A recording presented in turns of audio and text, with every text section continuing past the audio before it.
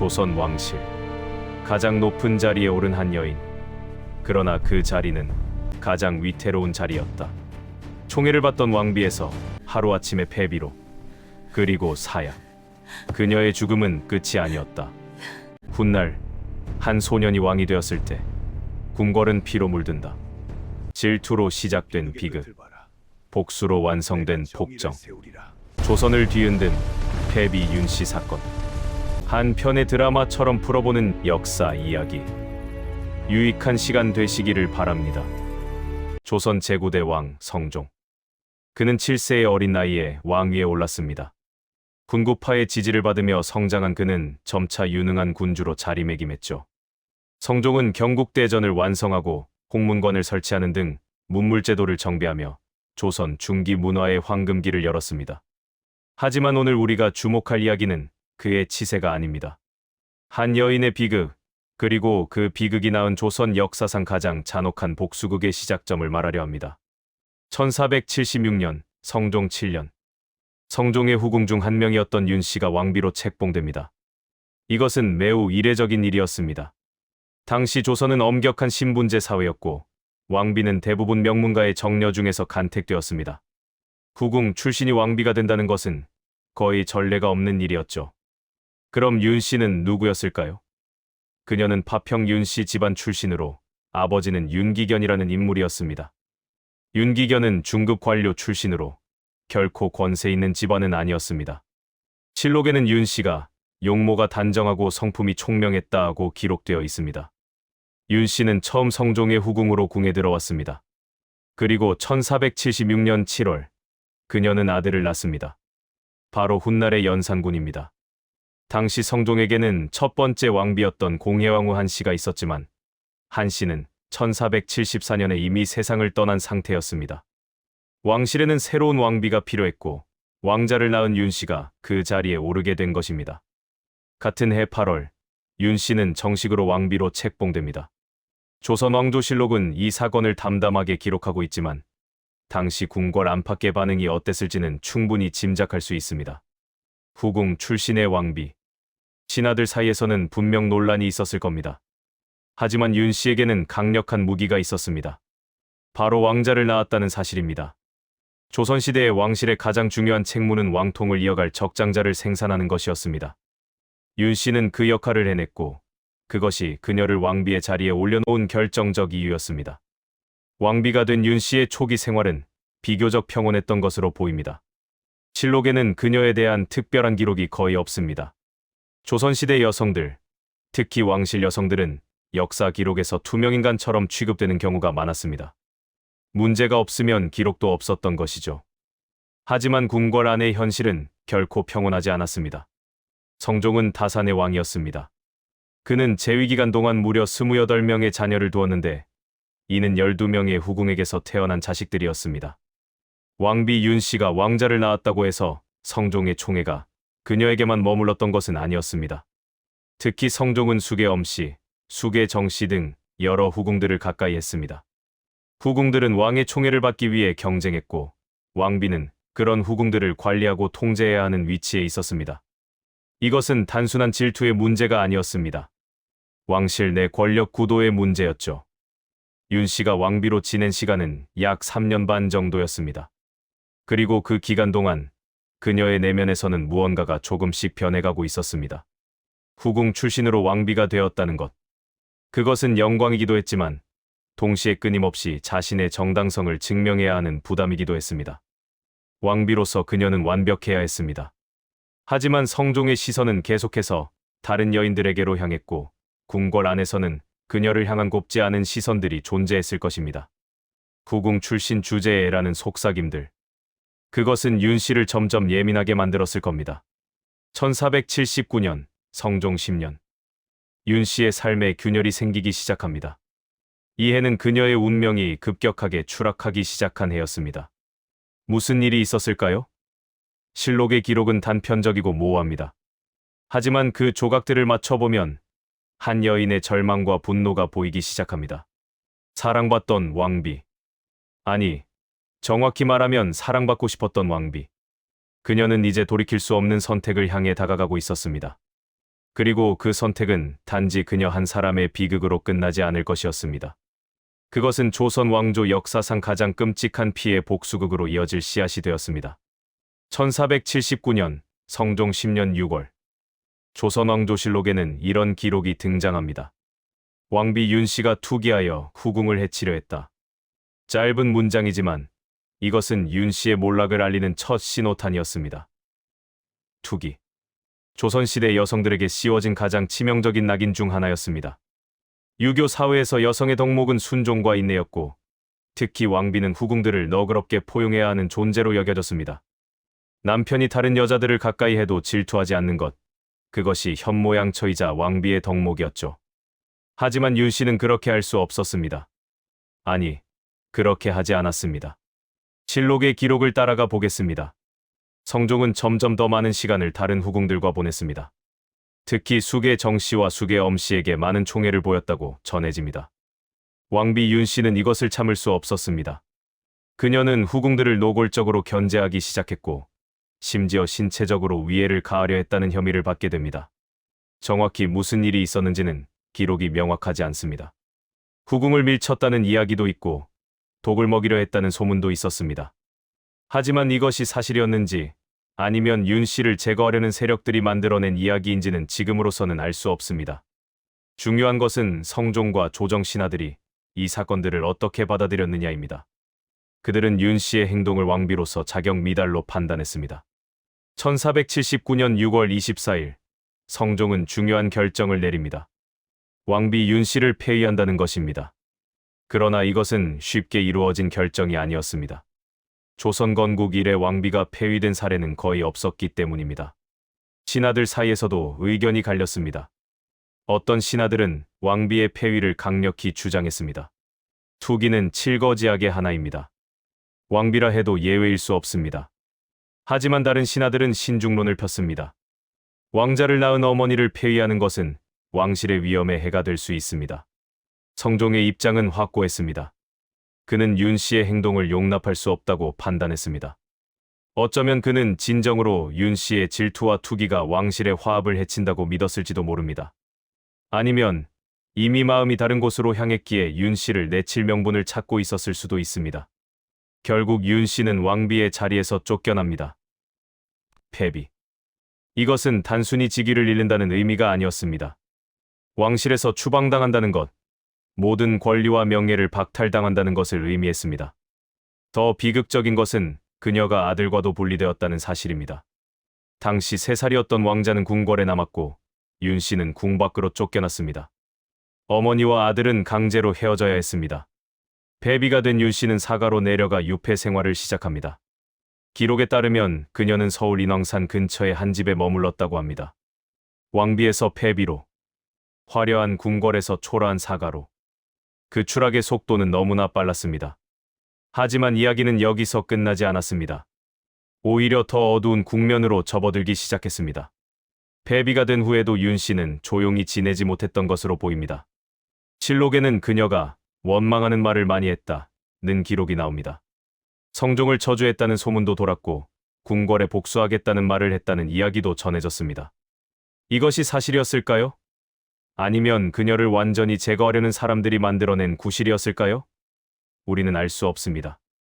하지만 당시 조정의 분위기는 점점 더 윤 씨에게 불리하게 돌아가고 있었습니다. 1479년부터 1482년까지 약 3년 동안 윤 씨는 폐비의 신분으로 살아야 했습니다. 그 3년이 그녀에게 어떤 시간이었을지 상상해 보십시오.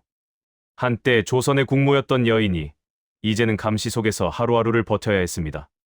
아들을 그리워하며 자신을 버린 남편을 원망하며 자신을 모함했다고 생각되는 사람들을 증오하며 조정에서는 계속해서 윤 씨에 대한 논의가 이어졌습니다. 어떤 신하들은 폐비를 그대로 두면 후환이 있을 것이라고 주장했습니다. 그들은 윤 씨가 언젠가 복권되어 자신들에게 복수할지도 모른다고 두려워했습니다. 1482년 성종 13년 조정 신하들의 상소가 빗발쳤습니다. 폐비 윤 씨는 계속해서 불경한 말을 하고 있으며 이는 왕실의 위엄을 손상시킵니다. 엄벌해야 합니다. 성종은 고민에 빠졌습니다. 한때 사랑했던 여인, 자신의 아들을 낳아준 여인을 어떻게 해야 할까 하지만 조정의 압력은 점점 강해졌고 성종도 결국 마음을 굳혔습니다. 1482년 8월 16일. 운명의 날이 다가왔습니다. 성종은 최종 결정을 내립니다. 패비 윤 씨에게 사약을 내린다는 것입니다. 사약. 그것은 조선시대 사형 방법 중 하나였지만 동시에 일종의 배려이기도 했습니다. 왕족이나 고위 관료에게는 참수나 교수형 대신 사약을 내림으로써 체면을 지켜주는 것이었죠. 하지만 윤 씨에게 그것이 무슨 위안이 되었을까요? 사약이 내려졌다는 소식을 들은 윤 씨는 어떤 반응을 보였을까요? 실록은 그녀의 마지막 순간을 자세히 기록하지 않았습니다. 하지만 한 가지 이야기가 전해 내려옵니다. 죽기 전 윤 씨는 자신이 입고 있던 옷을 벗어 피를 묻혔다고 합니다. 그리고 시녀에게 이렇게 말했습니다. 이것을 잘 간직하라. 훗날 내 아들이 자라면 이것을 보여주어라. 어머니가 어떻게 죽었는지 알려주어라. 피 묻은 적삼. 그것은 단순한 옷이 아니었습니다. 그것은 윤 씨의 원한과 복수의 메시지였습니다. 그녀는 죽어서도 자신의 억울함을 알리고 싶었던 것입니다. 1482년 8월 16일, 패비 윤 씨는 26의 나이로 생을 마감합니다. 왕비에서 패비로, 그리고 사약을 받고 죽은 죄인으로. 그녀의 인생은 이렇게 비극적으로 끝났습니다. 하지만 이것은 끝이 아니었습니다. 오히려 더 큰 비극의 시작이었습니다. 6살 아들은 어머니가 죽었다는 사실조차 제대로 알지 못했습니다. 그에게는 어머니는 병으로 돌아가셨다는 거짓말만이 전해졌습니다. 패비 윤 씨의 죽음은 철저히 비밀에 붙여졌습니다. 궁궐은 다시 평온을 되찾은 것처럼 보였습니다. 성종은 새로운 왕비를 맞이했고 조정은 다른 정무에 몰두했습니다. 하지만 그 피 묻은 적삼은 어딘가에 숨겨진 채 보관되고 있었습니다. 그리고 그것은 언젠가 한 남자의 손에 들어가게 될 것이었습니다. 그 남자의 이름은 연산군. 패비 윤 씨의 아들이었습니다. 1482년 8월 16일, 패비 윤 씨가 사약을 받고 세상을 떠난 후 궁궐에는 침묵이 내려앉았습니다. 철저한 함구령이 내려졌고 그녀의 죽음은 공식 기록에서도 최소한으로만 언급되었습니다. 성종은 이 사건을 빨리 잊고 싶어 했습니다. 1년 뒤인 1483년, 그는 윤호의 딸을 새로운 왕비로 맞이합니다. 바로 정현왕후입니다. 궁궐은 다시 정상을 되찾은 것처럼 보였습니다. 하지만 한 가지 문제가 남아 있었습니다. 바로 패비 윤 씨의 아들, 왕자였습니다. 당시 6살이었던 왕자는 어머니에 대해 무엇을 알고 있었을까요? 궁궐의 어른들은 그에게 어머니는 병으로 돌아가셨다고만 말했습니다. 어린 왕자는 그 말을 믿었을까요? 아니면 궁궐 안에 이상한 분위기를 감지했을까요? 실록의 기록을 보면 어린 왕자는 총명했지만 동시에 예민한 성격이었다고 합니다. 그는 다른 왕자들과 달리 어머니 없이 자라야 했습니다. 새로 들어온 정현왕후는 그를 친아들처럼 대하려 했지만 어린 왕자의 마음속 공허함을 채워주기에는 부족했던 것 같습니다. 왕자는 자랐습니다. 성종의 적장자로서 그는 자연스럽게 세자로 책봉될 위치에 있었습니다. 1483년, 왕자는 정식으로 왕세자에 책봉됩니다. 하지만 이 과정에서도 논란이 있었습니다. 일부 신하들은 우려를 표했습니다. 패비의 아들을 세자로 삼는 것이 과연 옳은가? 하지만 성종의 의지는 확고했습니다. 왕자는 자신의 적장자였고 왕통을 이을 정당한 후계자였습니다. 어머니의 죄가 아들에게까지 미쳐서는 안 된다는 것이 성종의 입장이었습니다. 세자는 궁궐에서 제왕 교육을 받으며 자랐습니다. 하지만 그의 성장 과정은 순탄치 않았습니다. 실록에는 세자의 행동에 대한 우려의 기록들이 간간히 등장합니다. 세자가 성질이 급하고 변덕스럽다. 세자가 신하들의 말을 잘 듣지 않는다는 식의 내용들입니다. 성종은 세자의 교육에 많은 신경을 썼습니다. 최고의 스승들을 붙여주고 엄격한 교육을 시켰습니다. 하지만 무언가가 잘못되어 가고 있었습니다. 세자는 점점 더 불안정한 모습을 보였습니다. 1494년, 성종 25년. 성종이 병을 얻습니다. 재위 25년 동안 조선의 문화와 제도를 꽃피웠던 군주는 이제 쇠약해져 갔습니다. 그해 12월, 성종은 38세의 나이로 승하합니다. 1494년 12월 30일, 20살의 세자가 왕위에 오릅니다. 조선의 제10대 왕, 연산군입니다. 처음에는 큰 문제가 없어 보였습니다. 연산군은 나름대로 정무에 충실했고 신하들도 새로운 왕에게 기대를 걸었습니다. 하지만 시간이 지나면서 이상한 조짐들이 나타나기 시작했습니다. 연산군은 점점 더 포악해졌고 신하들의 간언을 듣지 않았습니다. 그는 사치와 향락에 빠져들었고 잔인한 처벌을 일삼았습니다. 무엇이 이 젊은 왕을 변하게 만들었을까요? 혹시 그는 어머니에 대한 진실을 알게 된 것일까요? 1504년, 연산군 10년. 운명의 해가 찾아왔습니다. 이 해에 연산군은 마침내 어머니 윤 씨에 대한 진실을 알게 됩니다. 그것은 어떤 경로를 통해서였을까요? 여러 설이 있습니다. 어떤 기록은 연산군이 우연히 옛 궁녀를 만나 진실을 들었다고 하고, 다른 기록은 그가 직접 실록을 뒤져 어머니의 죽음에 대한 기록을 발견했다고 합니다. 또 다른 이야기는 오래 간직되어 온 피 묻은 적삼이 연산군에게 전달되었다는 것입니다. 어떤 경로였든 연산군은 알게 되었습니다. 자신의 어머니가 병으로 죽은 것이 아니라 폐위되어 사약을 받고 죽었다는 것을. 그것도 자신이 겨우 6살 때. 그리고 그 사실이 자신에게 20년 가까이 숨겨져 왔다는 것을. 연산군의 반응은 어떠했을까요? 실록은 그의 격분을 이렇게 기록합니다. 상이 크게 노하여 밤낮으로 통곡하였다. 그것은 단순한 슬픔이 아니었습니다. 그것은 배신감이었고 분노였고 증오였습니다. 20년 동안 자신을 속여온 모든 사람들에 대한 분노, 어머니를 죽음으로 몰아간 사람들에 대한 증오, 그리고 자신의 아버지, 성종에 대한 복잡한 감정. 연산군은 즉시 조사를 명령합니다. 어머니의 폐위와 죽음에 관련된 모든 사람을 찾아내라는 것이었습니다. 대관들이 올렸던 상소문을 모두 가져오게 했습니다. 당시 회의록을 모두 뒤졌습니다. 그리고 명단이 작성되기 시작했습니다. 어머니의 폐위를 주장했던 신하들, 사약을 내리는 것에 찬성했던 신하들, 그 일에 조금이라도 관여했던 모든 사람들. 연산군은 그 명단을 보며 이를 갈았습니다. 하지만 여기에는 아이러니가 있었습니다. 1504년은 패비 윤 씨가 죽은 지 이미 22년이 지난 시점이었습니다. 당시 조정의 중심에 있던 대신들 중 상당수는 이미 세상을 떠났습니다. 죽은 자에게 어떻게 복수할 것인가? 연산군은 방법을 찾아냈습니다.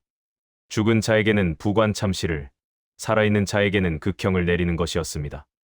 부관참시란 이미 죽어 묻힌 자의 관을 파내어 시신의 목을 베는 형벌입니다. 조선에서도 극히 드물게 행해지던 잔혹한 형벌이었습니다. 연산군의 복수가 시작되었습니다. 1504년 7월, 갑자년의 사화가 시작되었습니다. 바로 갑자사화입니다. 가장 먼저 표적이 된 사람은 윤필상이었습니다. 그는 패비 윤 씨의 폐위를 적극적으로 주장했던 대신이었습니다. 하지만 그는 이미 죽은 지 오래였습니다. 연산군은 명령했습니다. 윤필상의 무덤을 파헤쳐라. 그의 시신을 토막내어라. 이어서 다른 대신들의 이름이 호명되었습니다. 한명회, 정여창, 어세경. 이들은 모두 성종 시절의 중신들로 패비 윤 씨 사건에 직간접적으로 관련이 있었던 인물들입니다. 죽은 자들의 무덤이 파헤쳐졌고 살아있는 자들은 체포되어 신문을 받았습니다. 그런데 여기서 주목해야 할 점이 있습니다. 연산군의 복수는 점점 그 범위가 넓어졌다는 것입니다. 처음에는 직접 관련자들만 처벌하려 했지만 곧 그들의 가족, 친척, 지인들까지 처벌 대상이 되었습니다. 연좌제가 극단적으로 적용된 것입니다. 더 나아가 연산군은 자신의 어머니를 폐위시키는데 반대하지 않았던 모든 신하들을 의심하기 시작했습니다. 너희들은 왜 어머니를 구하지 않았는가? 너희들도 공범이다. 궁궐은 공포에 휩싸였습니다. 누가 다음 표적이 될지 아무도 알 수 없었습니다. 신하들은 전전긍긍했고 조정은 마비되었습니다. 연산군은 어머니의 명예를 회복시키기 위한 조치도 취했습니다. 1504년, 그는 어머니를 다시 왕비로 추승합니다. 패비에서 다시 왕비로. 그녀에게 제헌엉후라는 시호를 내렸습니다. 또한 어머니의 묘를 확대하고 보수하도록 명령했습니다. 어머니를 위한 사당을 짓고 제사를 지내게 했습니다. 연산군은 이 모든 일을 직접 감독했습니다. 하지만 이것으로는 충분하지 않았습니다. 연산군의 분노는 가라앉지 않았습니다. 오히려 시간이 갈수록 더 심해졌습니다. 그는 점점 더 많은 사람들을 의심했고 점점 더 잔인한 처벌을 내렸습니다. 1504년, 갑자사화로 처형되거나 유배된 신하의 수는 수십 명에 달했습니다. 부관참시를 당한 죽은 자들까지 포함하면 그 수는 훨씬 더 많았습니다. 조선 건국 이후 가장 큰 규모의 숙청이었습니다. 그리고 이것은 시작에 불과했습니다. 1504년의 갑자사화는 1506년의 또 다른 사화, 즉 을사사화로 이어집니다. 연산군의 폭정은 점점 더 심해져 갔습니다. 연산군은 어머니의 복수를 했습니다. 하지만 그 복수는 그에게 무엇을 가져다 주었을까요? 평화, 위안, 아니었습니다. 오히려 그는 더욱 깊은 어둠 속으로 빠져들어갔습니다. 22년 전에 죽은 어머니. 그녀를 위한 복수는 이제 조선 전체를 피로 물들이고 있었습니다. 궁궐 안팎에서는 연산군에 대한 불만이 쌓여갔습니다. 하지만 아무도 감히 입 밖에 내지 못했습니다. 한마디 잘못했다가는 역모로 몰려 목숨을 잃을 수 있었으니까요. 1504년에서 1506년까지 약 2년 동안 연산군의 폭정은 극에 달했습니다. 그는 어머니의 복수라는 명분 아래 수많은 사람들을 죽이고 궁궐을 공포로 지배했습니다. 하지만 역사는 우리에게 가르쳐줍니다. 폭력으로 얻은 권력은 결국 폭력으로 무너진다는 것을. 공포로 통치하는 자는 결국 더 큰 공포를 맞이한다는 것을. 연산군의 운명도 다르지 않았습니다. 피 묻은 적삼 하나가 불러온 복수극. 그것은 이제 절정을 향해 치달으며 동시에 파국을 향해 가고 있었습니다. 1506년, 연산군 12년. 조선은 극도의 혼란 속에 있었습니다. 갑자사화 이후 2년이 흐르는 동안 연산군의 폭정은 멈출 줄 몰랐습니다. 어머니에 대한 복수로 시작된 그의 광기는 이제 조선 전체를 집어삼키고 있었습니다. 연산군은 더 이상 어머니의 복수만을 이야기하지 않았습니다. 그는 자신을 반대하는 모든 사람, 자신의 뜻에 조금이라도 거슬리는 모든 사람을 적으로 규정했습니다. 신하들의 간언은 역모가 되었고 비판은 곧 죽음을 의미했습니다. 1505년 연산군은 또 한 차례의 대대적인 숙청을 단행합니다. 바로 을사사화입니다. 이번에는 어머니의 복수와는 직접적인 관련이 없었습니다. 연산군을 비판하거나 그의 행동을 우려했던 신하들이 대거 숙청당했습니다. 김갱필, 정여창 같은 조선의 대학자들이 처형당했습니다. 이들은 성리학을 깊이 연구하고 제자들을 길러내던 학자들이었습니다.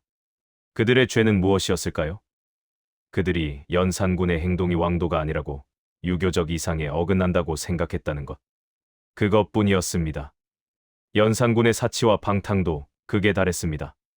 그는 궁궐 안팎에 수많은 기생들을 불러 모았습니다. 실록에 따르면 그 수가 수천 명에 달했다고 합니다. 궁궐은 왕이 정무를 보는 곳이 아니라 향락의 장소가 되어버렸습니다. 백성들을 강제로 동원하여 대규모 토목 공사를 벌였습니다. 자신의 놀이를 위한 공간을 만들기 위해서였습니다. 세금은 가혹하게 징수되었고 백성들의 삶은 피폐해져 갔습니다. 더욱 충격적인 것은 연산군이 유교 경전을 불태우고 성균관을 폐쇄하려 했다는 사실입니다. 조선은 유교를 국가 이념으로 하는 나라였습니다. 성균관은 그 유교 교육의 중심이었습니다. 왕이 스스로 나라의 근본을 부정한 것입니다. 왜 그랬을까요? 연산군은 유교 경전이 자신을 비판하는 근거가 된다고 생각했습니다. 신하들이 경전을 인용하며 자신의 행동을 비판하자 그는 아예 그 경전 자체를 없애버리려 한 것입니다. 1506년 초 궁궐 안팎의 분위기는 극도로 험악했습니다. 신하들은 매일 아침 출근할 때마다 자신이 무사히 돌아올 수 있을지 걱정해야 했습니다. 한마디 잘못하면, 아니 아무 말도 하지 않아도 왕의 의심을 사면 목숨을 잃을 수 있었습니다.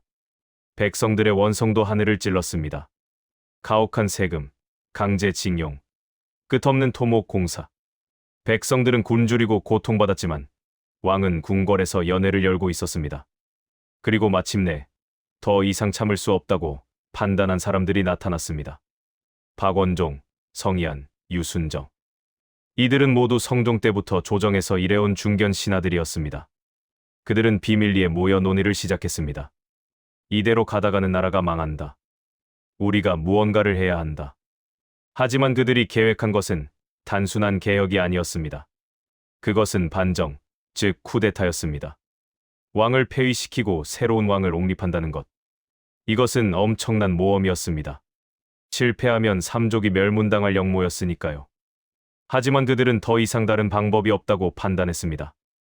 연산군에게 간언해도 소용없었습니다. 오히려 목숨만 잃을 뿐이었습니다. 이제 남은 방법은 하나뿐이었습니다. 그들은 신중하게 동조자를 모았습니다. 중요한 것은 군사력을 확보하는 것이었습니다. 그들은 군을 지휘하는 무관들을 포섭했습니다. 또한 성종의 다른 아들들, 즉 연산군의 이복 동생들과도 접촉했습니다. 그 중에서도 핵심 인물은 진성대군이었습니다. 그는 성종과 정연왕후 사이에서 태어난 왕자로 연산군의 이복 동생이었습니다. 반정 세력은 진성대군을 새로운 왕으로 추대하기로 결정했습니다. 1506년 9월 1일 밤, 운명의 시간이 다가왔습니다. 박원종을 중심으로 한반정 세력은 군사를 이끌고 궁궐로 진입했습니다. 사전에 치밀하게 계획된 작전이었습니다. 연산군은 그날도 궁궐에서 연회를 즐기고 있었습니다. 갑자기 궁궐이 술렁이기 시작했습니다. 군사들이 들이닥쳤다는 보고가 들어왔습니다. 연산군은 당황했지만 이미 늦었습니다. 반정군은 순식간에 궁궐의 주요 지점을 장악했습니다. 연산군의 측근들은 체포되거나 도망쳤습니다. 연산군을 지키려는 병력은 거의 없었습니다. 아무도 그를 위해 목숨을 걸려 하지 않았습니다. 9월 2일 새벽, 반정은 성공했습니다. 연산군은 폐위되었고 진성대군이 새로운 왕으로 추대되었습니다. 바로 조선의 제11대 왕, 중종입니다. 연산군은 왕에서 군으로 강등되었습니다. 그는 서울에서 쫓겨나 강화도로 유배되었습니다. 한때 조선의 왕이었던 사람이 이제는 감시를 받으며 외딴 섬에 갇힌 죄인이 되었습니다. 중종반정. 이것은 조선 역사상 두 번째 반정이었습니다. 첫 번째는 세조가 단종을 폐위시킨 계유정난이었습니다. 하지만 중종반정은 계유정난과는 성격이 달랐습니다. 계유정난은 권력을 찬탈하기 위한 쿠데타였지만 중종반정은 폭군을 제거하기 위한 명분이 있었습니다. 실제로 반정 세력은 연산군의 폭정을 상세히 기록하고 공표했습니다. 연산군은 어머니의 복수라는 명분으로 수많은 충신을 죽였다. 사치와 방탕에 빠져 나라를 돌보지 않았다. 백성들을 고통받게 했다. 이는 왕의 자격이 없는 행위다. 연산군이 강화도로 유배된 지 2달 후인 1506년 11월, 그는 그곳에서 병으로 죽습니다. 향년 31세였습니다. 어떤 기록은 그가 실제로 병으로 죽었다고 하고, 다른 기록은 암살당했다고 주장합니다. 진실이 무엇이든 연산군의 생은 비극적으로 끝났습니다.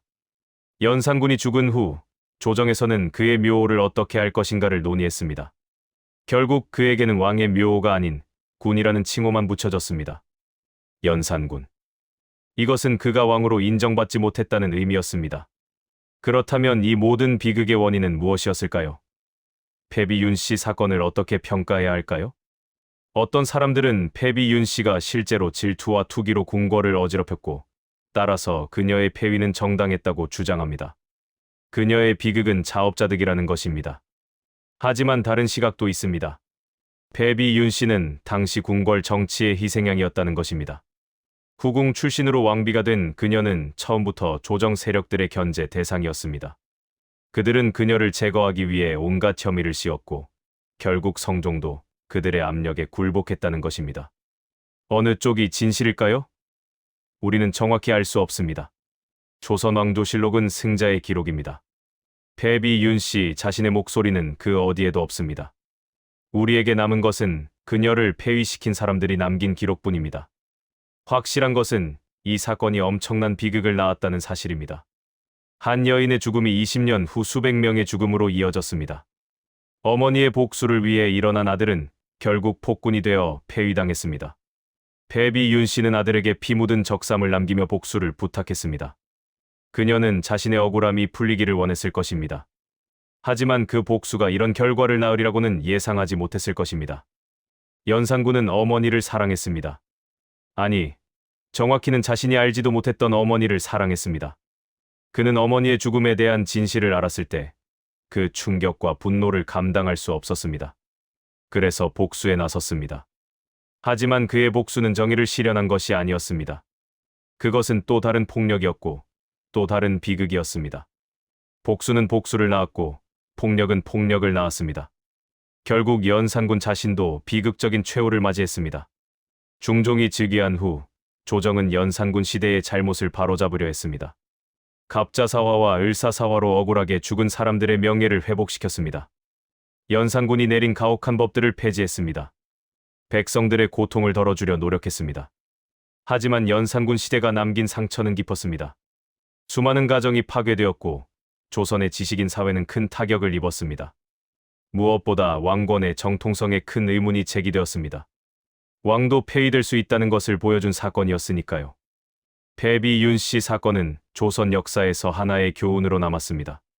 권력의 무자비함, 복수의 무의미함, 그리고 정치적 갈등이 얼마나 많은 사람들을 비극으로 몰아넣을 수 있는지를 보여주는 사건이었습니다. 한 여인이 왕비가 되고 폐위되고 사약을 받고 죽었습니다. 그녀의 아들은 왕이 되었지만 어머니의 복수를 위해 폭군이 되었고 결국 폐위되어 비참하게 죽었습니다. 그 과정에서 수백 명의 사람들이 목숨을 잃었고 나라 전체가 혼란에 빠졌습니다. 이것이 패비 윤씨 사건의 전말입니다. 기승전결로 이루어진 한 편의 비극. 그것은 단순한 개인의 비극이 아니라 권력과 정치, 복수와 폭력이 만들어낸 역사적 비극이었습니다. 오늘날 우리는 이 사건을 통해 무엇을 배울 수 있을까요? 권력은 사람을 변하게 만들 수 있다는 것. 복수는 결코 문제를 해결하지 못한다는 것. 그리고 정치적 갈등은 반드시 평화적이고 합리적인 방법으로 해결되어야 한다는 것. 패비 윤씨와 연산군, 그들의 이야기는 500년이 지난 오늘날에도 여전히 우리에게 묵직한 질문을 던집니다. 정의란 무엇인가?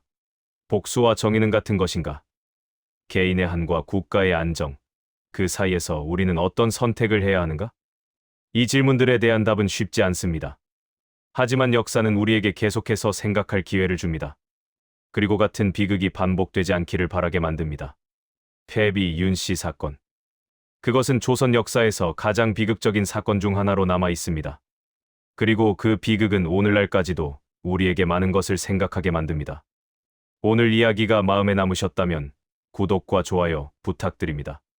곧 다른 이야기로 찾아뵙겠습니다. 감사합니다. 항상 건강하시고 행복하세요.